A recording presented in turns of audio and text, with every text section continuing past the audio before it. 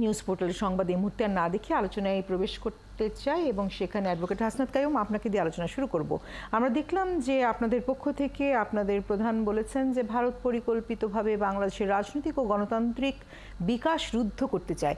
কেন এমনটি মনে করছেন আপনাদের পক্ষ থেকে? না, এটা তো আমাদের মনে করার ব্যাপার না। এটা তো আসলে ভারতের অবস্থান থেকে ভারত এটা পরিষ্কার করেই তারা বলে। এইবারের যে নির্বাচন, সেই নির্বাচন নিয়েও তারা আসলে তাদের অবস্থান জানিয়েছেন। এবং আপনি যদি মনে করতে চান তাহলে দেখবেন যে প্রণব বাবু যখন রাষ্ট্রপতি তখন তার যে মেমোয়ার, সেই মেমোয়ারে তারা আসলে পরিষ্কার করে বলেছিলেন যে আসলে এখানকার 111-এর পরে তারা আসলে যে ভূমিকা নিয়েছিল সেটা কিরকম। এবং এরপর থেকে বাংলাদেশ এবং ভারত দুই পক্ষ থেকে ক্রমাগত যেটা বলা হয়েছে যে সম্পর্কের ক্রমাগত উন্নতি হয়েছে, সম্পর্কে তো কোনো ধরনের ফাটল ধরে নেই। তো সম্পর্কটা যেটা ছিল সেটা সবসময় আসলে এখানকার জনগণের যে রাজনৈতিক অধিকার, জনগণের যে গণতান্ত্রিক চর্চা, সেটাকে আসলে উপর থেকে চাপিয়ে দেওয়া কিংবা উপর থেকে আসলে ষড়যন্ত্রমূলক ভাবে এগুলিকে নিয়ন্ত্রণ করা, সেই কাজটা ভারত স্বীকৃতভাবেই করে আসে। এবং এইবারের নির্বাচনের পরেও তারা এটা আরো স্পষ্ট করেছে। এবং এইবারের চুক্তির পরে তো এই জায়গাগুলি কেন তারা এই সমস্ত জায়গায় আসলে এই ভূমিকাটা নেয়, সেটা তো এই সমঝোতা চুক্তির পরে এগুলি আরো বেশি স্পষ্ট হয়েছে। তো সেই জায়গা থেকে আমরা খুব ধরেন এটা আমাদের নিজেদের কোনো আবিষ্কার না, এটা হচ্ছে আসলে ভারত বাংলাদেশ সম্পর্কের খুব স্বাভাবিক যে উপলব্ধি, সেই জায়গা থেকে আমরা বলেছি। জি, নজরুল ইসলাম বাবু আপনার কাছে আসতে চাই। আপনি শুনছিলেন এটি মনে করার কোনো বিষয় নেই, এটি একেবারেই স্বতঃসিদ্ধ বলেই মনে হচ্ছে, আমরা যেমনটি বক্তব্য শুনছিলাম। আপনি নিশ্চয়ই সেখানে বক্তব্য রাখতে চাইবেন। না, আপনাকে অনেক ধন্যবাদ। আমি জনাব কাইয়ুম সাহেবের বক্তব্য শুনেছি। দেখেন, ভারত আমাদের পার্শ্ববর্তী রাষ্ট্র, একটা বৃহৎ রাষ্ট্র। যে রাষ্ট্রের সার্বিক সহযোগিতা নিয়ে আমরা দেশটাকে স্বাধীন করেছি। স্বাধীন সার্বভৌম রাষ্ট্র পরিচালনায় সরকার আসেন, সরকার যান, কিন্তু পার্শ্ববর্তী একটি দেশের সাথে যে সুসম্পর্ক গড়ে তোলা, এটা জন্মলগ্ন থেকেই কিন্তু বাংলাদেশের সাথে আমাদের পার্শ্ববর্তী রাষ্ট্র হিসাবে আমাদের ভারতের সাথে একটা সুসম্পর্ক আমি বিশ্বাস করি। যখন ভারত রাষ্ট্রীয় ক্ষমতায় যান, যখন যেই দলই ক্ষমতায় আসীন হন না কেন, কংগ্রেস যখন ছিল, বিজেপি যখন আছেন, আমরা কিন্তু সবসময়ই কূটনৈতিকভাবে সার্বিকভাবে এই আমাদের সম্পর্ক বজায় রেখে আমরা এগিয়ে যাচ্ছি। আমরা মনে করি যে ভারত একটি বৃহৎ রাষ্ট্র হিসাবে বাংলাদেশের পাশে যেভাবে দাঁড়িয়েছিলেন, তাদের সার্বিক সহযোগিতার কাছে বাংলাদেশের মানুষ কৃতজ্ঞ। যখন যে সরকার গঠন করুক না কেন, আমাদের কিন্তু ভারতের সার্বিক সহযোগিতা লাগে, এমন লাগবে। সুতরাং সুসম্পর্ক বজায় রাখাই আমাদের আজকের কূটনৈতিক সম্পর্ক। আমি মনে করি এইভাবেই আমরা এগিয়ে যাব। আমরা নতজানু নই, আমরা বন্ধুত্ব সুলভ ভাবে এগিয়ে যাচ্ছি, যার কারণে বাংলাদেশের সাথে ভারতের সুসম্পর্ক রয়েছে।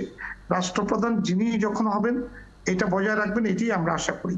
যারা নানান মুখী কথা বলেন, এই নির্বাচন নিয়ে কথা বলেন, বিভিন্ন দিক নিয়ে চিন্তা করেন, তাদের বোঝা উচিত ভারত আর বাংলাদেশ আমরা এক সীমানার মধ্যেই কিন্তু বসবাস করছি।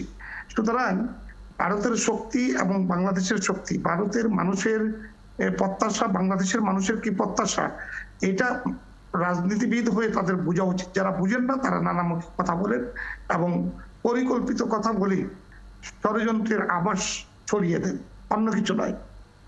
জি, কিন্তু আমার বিষয়টি খুব স্পষ্ট হলো না। কারণ হচ্ছে কি, যখন বলা হচ্ছে বাংলাদেশের রাজনৈতিক এবং গণতান্ত্রিক বিকাশ রুদ্ধ করতে চায়, সেখানে কোথায় কি ঘটনার মধ্য দিয়ে এরকম বিষয়টি স্বতঃসিদ্ধ বলে মনে করছেন? আমি একটু মঞ্জুরুল ইসলাম আপনার কাছে আসি। হাসনাত কাইয়ুম যদিও ব্যাখ্যা দিচ্ছিলেন, আপনি যদি একটু বলেন আসলে কি এরকম কোনো বিকাশ রুদ্ধ করার কোনো কিছু আমরা ঘটনা দেখছি? ধন্যবাদ আপনাকে শবনম। দুঃখজনক হচ্ছে কি, বাংলাদেশের রাজনীতিবিদরা ভারত নিয়ে রাজনীতি করাকে একটা অস্ত্র হিসেবে বিভিন্ন সময় ব্যবহার করেন। এটা আমরা দেখে এসেছি, যে আমরা রাজনীতি পর্যবেক্ষণ করি, গণমাধ্যমে যারা সংবাদ প্রচার করি।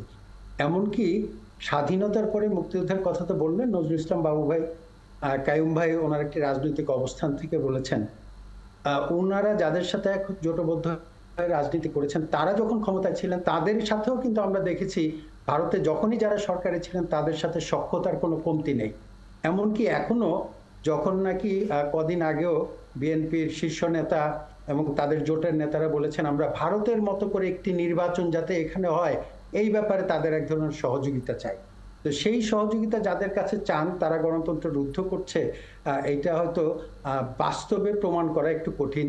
আমি খালি দৃষ্টান্ত হিসেবে এইটুকু বলবো যে ভারত পৃথিবীর একটি অন্যতম বড় গণতান্ত্রিক দেশ এবং তারা নিজেরাই নিজের দেশে গণতন্ত্র চর্চায় ব্যস্ত এবং প্রতিবেশী দেশের সাথে সম্পর্ক কিরকম হতে পারে, কতটা খারাপ হতে পারে আমরা ইরান, ইরাক, মার্কিন যুক্তরাষ্ট্রের সাথে দক্ষিণ আমেরিকার রাষ্ট্রগুলো, আমরা পাকিস্তানের সাথে ভারত, চীনের সাথে ভারত, এই সমস্ত সম্পর্কগুলো দেখলে পরে বাংলাদেশের সাথে ভারতের সম্পর্কটা আমি কেবলমাত্র বর্তমান সরকারের সময় সবচেয়ে ভালো, যেটা ভারতের প্রধানমন্ত্রী বলেছেন, কিন্তু অন্য সময় আওয়ামী লীগ ছাড়াও যখন সরকারে ছিল বাংলাদেশ ভারতের প্রতিবেশী সুলভ সম্পর্কটি পৃথিবীর জন্য একটি দৃষ্টান্ত।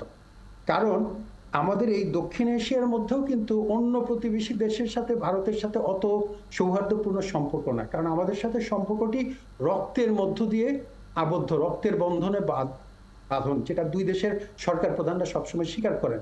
মুক্তিযুদ্ধে তাদের যোদ্ধারা বাংলাদেশের হয়ে যুদ্ধ করেছে, মুক্তিযুদ্ধের 1 কোটি শরণার্থীকে আশ্রয় দিয়েছে, তারপরে কোন রকম পৃথিবীতে যারা যুদ্ধে সহযোগিতা করেছে এখন পর্যন্ত দ্বিতীয় বিশ্বযুদ্ধের অনেক সহযোগী শক্তিরা ওই দেশ থেকে সরে যায়নি।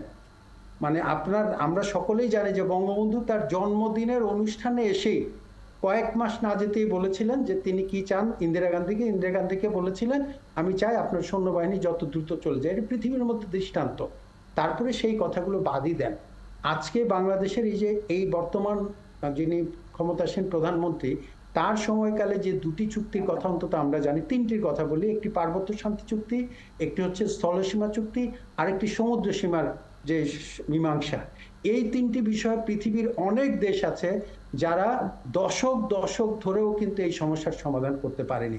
সেই জায়গায় আমরা শান্তি বজায় রেখে আমাদের এই যে আজকে অর্থনৈতিক অগ্রগতি, সেই অগ্রগতিতে বাংলাদেশের জনগণ যে ভূমিকা রাখছে, সেই ক্ষেত্রে কিন্তু প্রতিবেশী দেশগুলোর অনেক সম্পর্ক, অনেক সহযোগিতা আছে। ভারত তো বড় প্রতিবেশী দেশ হিসেবে আছেই, আমাদের উন্নয়ন অংশীদার যে উন্নত দেশগুলো তারাও সহযোগিতা করতে পেরেছে, কারণ এই অঞ্চলে আমরা একটি শান্তিপূর্ণ পরিবেশ বিরাজ করতে পেরেছি। আমি শেষ করব এইটুকু বলে, বাংলাদেশের প্রতিবেশী 3টি, একটি হচ্ছে ভারত, একটি মিয়ানমার, একটি বঙ্গোপসাগর।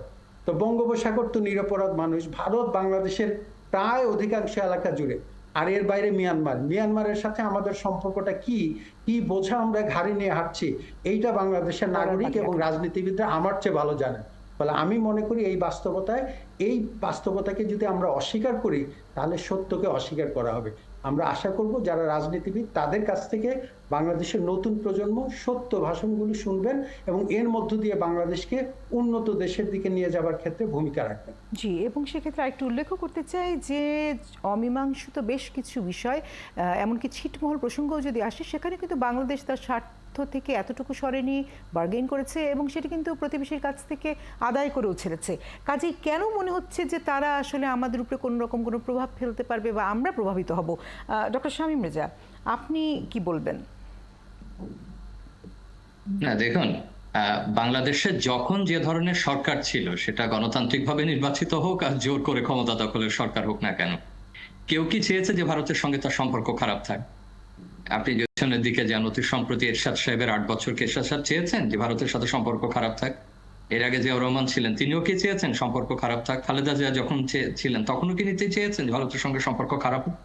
এখন যে সরকার আছে সে একটা সম্পর্ক স্থাপন করেছে দীর্ঘমেয়াদে।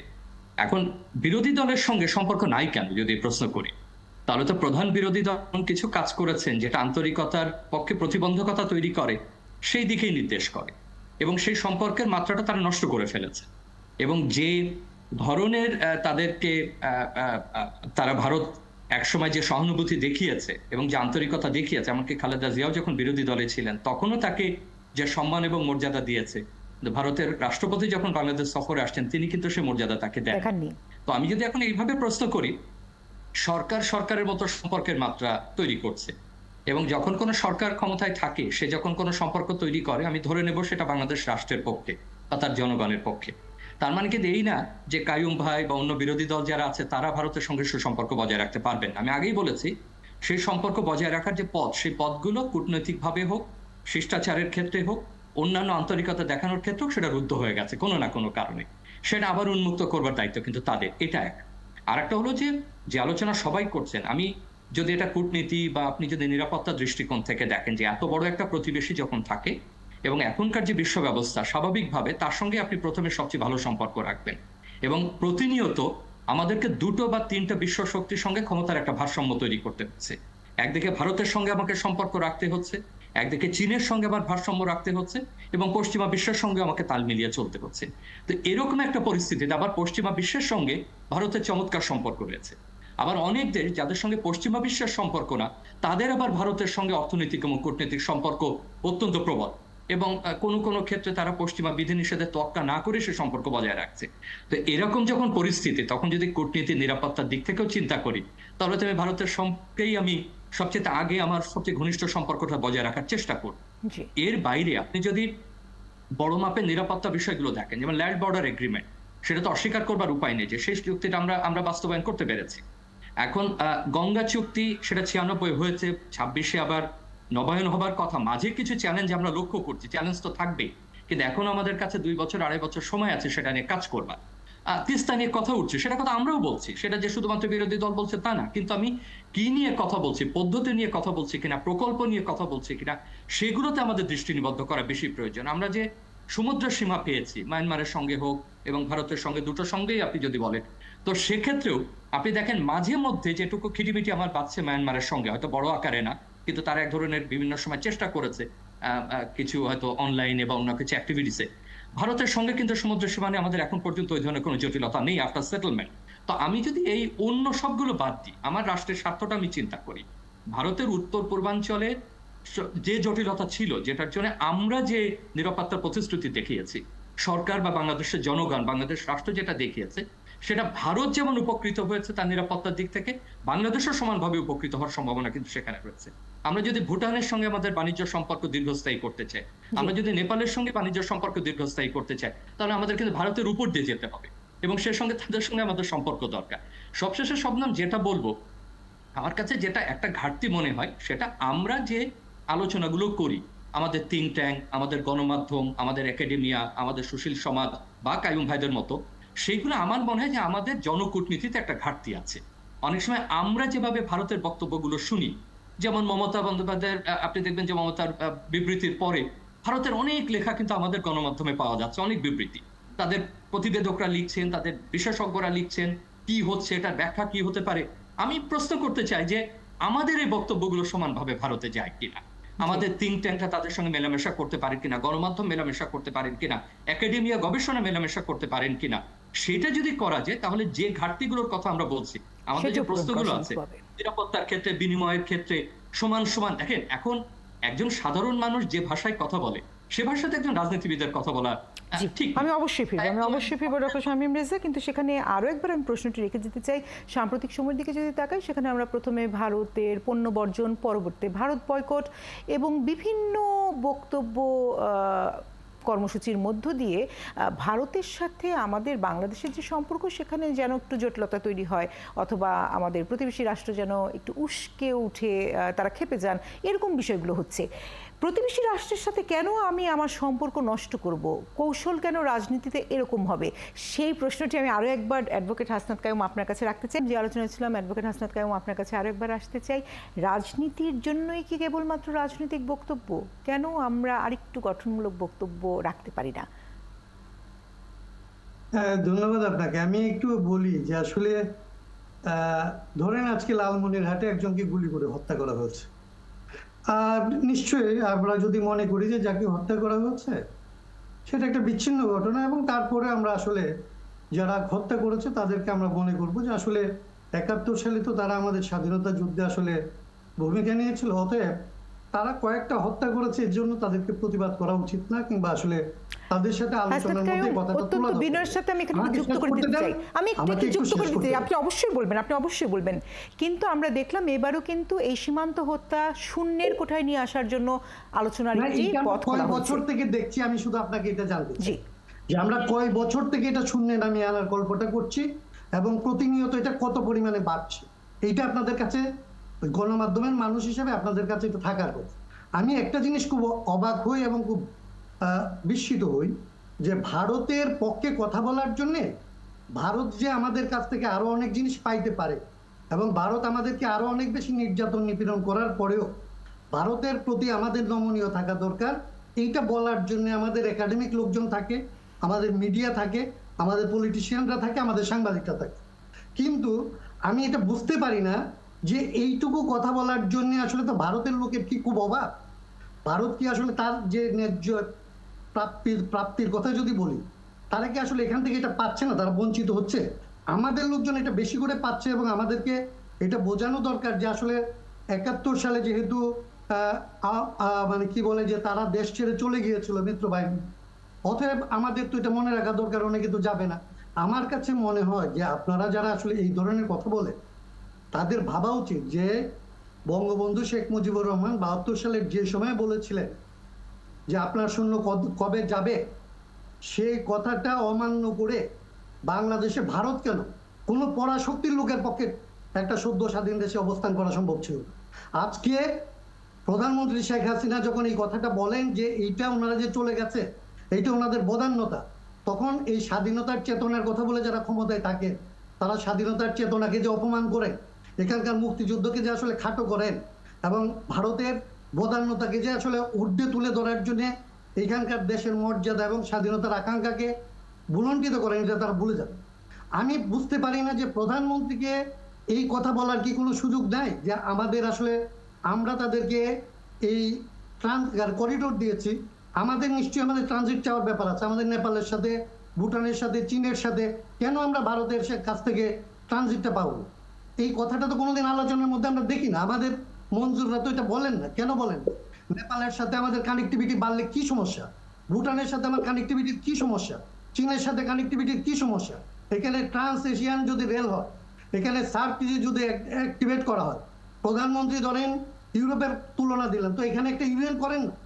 ইউরোপিয়ান ইউনিয়নই কোথায় আসলে বর্ডারে এরকম কাঁটা তারের বেড়া দিয়ে গুলি করে মানুষকে হত্যা করার পরে এই একটা দেশের সাথে আরেকটা দেশ বিনা বাধায় আসলে ভ্রমণ করেন? তো সেই জায়গাটা তৈরি করেন না, সেই জায়গাটা তৈরি করার ভূমিকাটা নেন, বাংলাদেশের পক্ষে দাঁড়ান, বাংলাদেশের মানুষের পক্ষে দাঁড়ান, দাঁড়িয়ে তারপরে বলেন না যে আমরা এই দিয়েছি ভারতকে, আমরা আশা করি যে ভারত আমাদেরকে এই জায়গাগুলি নিশ্চিত করবে। আজকে আপনি তিস্তাকে হত্যা করা হচ্ছে, আপনি আপনার হাইকোর্ট থেকে রায় দিয়েছেন যে তিস্তা হচ্ছে নদী, হচ্ছে একটা জীবন্ত সত্তা, তো একটা নদী আড়াআড়ি বেঁধে ফেলেছেন, পানি শেয়ারিং হয় নাই পৃথিবীর যে সমস্ত জায়গায়, সেখানেও তো নদীর 3/1 পানি, নদী নিজে আসলে এটার মালিক। তিস্তাকে আপনি আড়াআড়ি বেঁধে দিয়ে আজকে তাদের সাথে আলাপ করছেন, এই বাঁধের পরে আসলে তিস্তার ব্যবস্থাপনা ভারতে এসে করবে। আপনি তো ছেড়ে দিয়ে আসছেন তিস্তার পানির দাবি, এই দাবি ছেড়ে দেওয়ার অধিকার কি আসলে বঙ্গবন্ধুর কন্যা হিসাবে এই স্বাধীনতার চেতনার গল্প বলার পরে আপনার থাকে? আপনারা যারা আসলে এটার পক্ষে দাঁড়ান এবং আপনারা যারা বলেন যে আমাদের এখানে আন্তর্জাতিক নদীর পানি কি আসলে কারোর সাথে আসলে কোনোভাবে এটা ট্রানজিটের ব্যাপার, এটা করিডোরের ব্যাপার, এটা তো আমার প্রাকৃতিক অধিকার। দুনিয়ার অনেক দেশই তো আসলে আন্তর্জাতিক নদীর মধ্যে তাদের ভাগ বাটোয়ারার বিষয়টা সেট করেছে, আপনার দেশও করেছে, ভারত নিজেও করেছে। ভারত তো চায়নার কাছ থেকে পানি চাওয়ার সময় বলে না যে চায়না তো বড় দেশ, চায়না তো উজানের দেশ, চায়না তো আমার দোকলম দখল করে নিয়েছে, চায়না তো আমার লাদাখে এসে আসলে আক্রমণ করেছে, আমরা তো তাদের কাছে কৃতজ্ঞ, তারা অনেক বড় দেশ, আরো বেশি দখল করে নেয় নাই, এ কথা তো বলে না। ফেরার চেষ্টা করব। আমার মনে হয় বেশ অনেকটাই ব্যাখ্যা করা হয়েছে নজরুল ইসলাম বাবু। এই পর্যায়ে আমি আরো একবার আপনার কাছে আসতে চাই, তিস্তার পানি আমরা ছেড়ে দিলাম কিনা? না, একটু শবনম, আমি একটু কাইম ভাই থাকতে বলা দরকার, কারণ কাইম ভাই ভালো বক্তা, তো চমৎকার করে অনেকগুলো পয়েন্ট বলেছেন। আমি ওনার সাথে একমত যে আমরা সকলে মিলে যদি ভারতের বিরুদ্ধে বলতে পারতাম তাহলে হয়তো আরো বেশি আনতে পারতাম। দুঃখটা কি জানেন, পৃথিবীর একমাত্র দেশ বাংলাদেশ যেখানে সরকারি দল বিরোধী দল আন্তর্জাতিক পলিসির ক্ষেত্রে, পররাষ্ট্রনীতির ক্ষেত্রে একরকম বক্তব্য দেয় না, তারা বিরোধী বক্তব্য, পৃথিবীর মধ্যে এই দৃষ্টান্ত পাবেন না। ফলে যখন দেখা যায় ক্ষমতাসীন দল, আজকে আওয়ামী লীগ যেটা বলবে এর বিরোধী যারা তারা উল্টোটা বলবে, আবার কালকে যদি বিএনপির নেতৃত্বে কাইয়ুম ভাইরা ক্ষমতায় থাকেন, ওনারা যখন ভারতের সাথে বন্ধুত্ব করবেন, হয়তো আমি কল্পনা করি আওয়ামী লীগ এটার বিরোধিতা করবে। ফলে এই দৃষ্টান্ত থেকে বেরিয়ে আসতে পারলে আমরা সার্থক পেতাম। আমি দুইটা দৃষ্টান্ত বলে শেষ করবো দুটা বাক্যে। একটি হচ্ছে, আমরা যদি পার্বত্য শান্তি চুক্তি না করতাম, আমাদের এই যে কয়েক লক্ষ কোটি টাকা আমাদের ইতিমধ্যে খরচ হতো কেবলমাত্র অস্ত্র বাবদ। সেখানে আমরা এক ধরনের শান্তিপূর্ণ পরিস্থিতি রাখার কারণে, যখন বিএনপি ক্ষমতায় ছিল, যেটা উল্লেখ করলেন শামীম রেজা, কিছুটা পরিষ্কার করে বলতে চাই, 10টা অস্ত্র মামলার কথা মনে আছে। আমরা ভারতের পূর্বাঞ্চলের রাষ্ট্রে বিচ্ছিন্নতাবাদীদের উস্কে দেওয়ার জন্য অস্ত্র চোরাচালানের সহযোগিতা করেছিলাম রাষ্ট্রীয় পৃষ্ঠপোষকতায়। ফলে আমাদের সাথে সম্পর্ক খারাপ ছিল, আমরা কিছু পাইনি। যেটা বর্তমান ক্ষমতাসীন দলের সময় তারা অন্তত আমাদের স্থল সীমা চুক্তি, সমুদ্র সীমা চুক্তি এগুলো করতে পেরেছিল। শেষ দৃষ্টান্ত এটুকু বলবো, উনি বললেন তো যে বাধ্য হতো, ভাই এখনো দ্বিতীয় বিশ্বযুদ্ধের পরে বহু জায়গায় মার্কিন সেনারা যে গেছে এখন পর্যন্ত ফিরে যায় না। শেষ লাইনটা বলবো, স্বাধীনতার জন্য প্যালেস্টাইন যুদ্ধ করছে আমাদের মুক্তিযুদ্ধের সময়কালের সময় থেকে আজকে পর্যন্ত তাদের শান্তিপূর্ণ স্বাধীনতা অর্জিত হয় নাই। যদি আমরা পার্শ্ববর্তী দেশগুলোর সাথে শান্তিপূর্ণ অবস্থান না রাখতাম, আমাদের মুক্তিযুদ্ধ কতদিন প্রলম্বিত হতো আমরা নিজেরাও জানি না। ফলে কথা বলাটা সহজ, অর্জন করাটা অনেক কঠিন। আর আমাদের অর্থনৈতিক অগ্রগতির জন্য আমাদের শান্তি এবং সার্বভৌমত্ব রক্ষা করা অনেক গুরুত্বপূর্ণ। সেই ক্ষেত্রে আমাদের রাজনৈতিক দলগুলোর ঐক্য দরকার, যেটা ভীষণ। আমি আজকে বড় বড় কথা এখানে বলি, ভারতীয় দূতাবাসের দাওয়াতে গিয়ে দেখি কে কার চেয়ে বেশি আপন, সেখানে গিয়ে তারা প্রতিযোগিতা করেন, আলাদা নৈশভোজে যান, তখন কিন্তু ভারতের পক্ষে সবাই দাঁড়ায়। কিন্তু প্রকৃতপক্ষে বাংলাদেশের স্বার্থে, সেটা ভারত আজকে বড় দেশ বলে, এটা যদি অন্য দেশ হতো আমরা একই কথা বলতাম, যে প্রতিবেশীর সাথে সুসম্পর্ক বজায় না রাখলে আন্তর্জাতিক ক্ষেত্রে আপনার নিজের অবস্থানকে সুদৃঢ় করা যাবে না, অর্থনৈতিক অগ্রগতি অর্জন করা অনেক কঠিন হবে। জি, চলে আসবো নজরুল ইসলাম বাবু আপনার কাছে। এবং সেখানে অ্যাডভোকেট হাসনাত কাইয়ুম যেমন বলছে তিস্তার পানি আমরা ছেড়ে দিয়ে এসেছি, তাদের পক্ষ থেকে যে বক্তব্য আজকে পেয়েছি সেই বক্তব্যের মধ্যে এই প্রসঙ্গ তারা তুলে ধরেছেন যে সরকারি দেশের জনগণের টাকা খরচ করে ভারতকে ট্রানজিট, বন্দর, বাণিজ্য সুবিধা দেওয়ার মাধ্যমে বাংলাদেশের নিরাপত্তা ঝুঁকিতে ফেলেছে, এরকম নানা রকম অভিযোগ তাদের পক্ষ থেকে আছে। কি বলবেন? এইটাকে আপনি যদি অভিযোগ আকারে নেন তাহলে ভিন্ন রকম। আমি মনে করি যে যিনি বলেছেন কাইয়ুম সাহেব, এটা উনি অপরাধ করেছেন, কারণ উনি তথ্যবিহীন কথা বলছেন, উনি ওনার গলার জোর দিয়ে কথা বলছেন, কারণ ওনার কথার কোনো মূল্য নেই, উনি নিজেও এটা উপলব্ধি করেন, কারণ ওনার রাজনৈতিক শক্তি নেই। ওনার এই যে মিথ্যাচার এবং তথ্যবিহীন কথাবার্তা, এইটা কারো কাছে গ্রহণযোগ্য নয়। উনি টেলিভিশনে বললেন নিজেকে প্রচার করার জন্য, আসলে বাস্তবে কি বঙ্গবন্ধুর কন্যা একমাত্র মহান নেত্রী যিনি এই বৈঠক করে করে ন্যায্য দাবি আদায়ের লক্ষ্যে কাজ করে যাচ্ছেন। আপনি দেখেছেন যে বঙ্গবন্ধুর কন্যাই কিন্তু বলেছেন স্বার্থ সংরক্ষণ করেই সম্ভব দেশ পরিচালনা অন্যান্য দেশের সাথে সম্পর্ক বজায় রেখে, এবং তিনি তাই করছেন। তিস্তার কথা বলছেন, যথাযথভাবে তিস্তার বন্টন পাওয়ার জন্যই বঙ্গবন্ধুর কন্যা বারবার কিন্তু বৈঠক করছেন। কিন্তু বেগম খালেদা জিয়ারা যখন রাষ্ট্রীয় ক্ষমতায় ছিলেন তখন কিন্তু তিনি বলেছিলেন আমি তো এই কথাটা বেমালুম ভুলেই গিয়েছিলাম। সুতরাং কাইয়ুম সাহেবদের বুঝতে হবে অপরিহার্য হয়ে উঠেছে বাংলাদেশের রাজনীতিতে বঙ্গবন্ধুর কন্যা শেখ হাসিনার ভাষণ, কথাবার্তা এবং ক্ষমতায় থাকা। আজকে এই হেওয়া প্রতিপন্ন করে কথা বলা যায়, যে কেউ বলতে পারে বেয়াদব যদি আমরা হয়ে যাই, কিন্তু আদব কায়দার মধ্যে দিয়েই কিন্তু ভালো কথা বলা যায়। আমি আশা করব ফিউচারে যেন কথাবার্তা বলার সময় অন্তত পক্ষে দেশ রাষ্ট্রনায়ক হিসাবে বঙ্গবন্ধুর কন্যার যে অবদান সেই কথা মাথায় রেখেই যেন কথা বলা হয়। আমরা দেখেছি বাবু, যদি সেটি মাথায় রেখে বলে তাহলে তো রাজনীতি হবে না, রাজনীতি তো বিরোধিতা করতেই হবে, নইলে তো হচ্ছে না। সেই পথেই তো আমরা দেখছি সবকিছু। আমি আপনাকে বলছি, দেখেন বিরোধিতার নামে যারা রাজনীতি করে তারা হলো স্বার্থপর, তারা হলো সেলফিশ, তারা কেন্দ্রভিত্তিক, মানে নিজের ছাড়া কিছুই বুঝেন না। কিন্তু বঙ্গবন্ধুর কন্যা তো সেই জায়গায় যেতে পারবেন না।